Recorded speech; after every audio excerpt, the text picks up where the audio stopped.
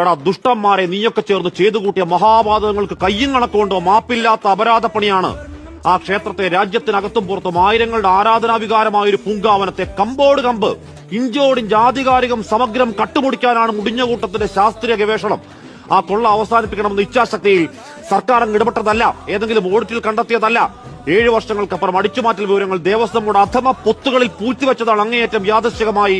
കോടതി കണ്ണിൽ അത് പെട്ടില്ലായിരുന്നെങ്കിൽ ഈ കള്ളപ്പോറ്റിയും കൂട്ടവും ആ ശാസ്താ വിഗ്രഹത്തിൽ കൈവെക്കുമെന്ന് 10 കട്ടയ്ക്ക് ഉറപ്പാണ്.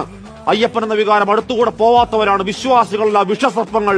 ആർത്തിപ്പണ്ണങ്ങൾ കൈവച്ചത് ദ്വാരപാലകരെയോ കട്ടളപ്പാളിയോ മാത്രമല്ല, ശിവരൂപങ്ങൾ, വ്യാളി രൂപം, പ്രഭാമണ്ഡപം, രാശിപ്പാളികൾ, ദശാവതാരപ്പാളികളൊന്നും വേണ്ട. സാങ്കം സാങ്ടോറം ശ്രീകോവിൽ അപ്പാടെയുള്ള ധൈര്യം കിട്ടിയെങ്കിൽ ആ കോടിക്കണക്കിനായ കാണിക്കയിൽ കൈവച്ചിട്ടില്ലെന്ന് പള്ളിപ്പറ.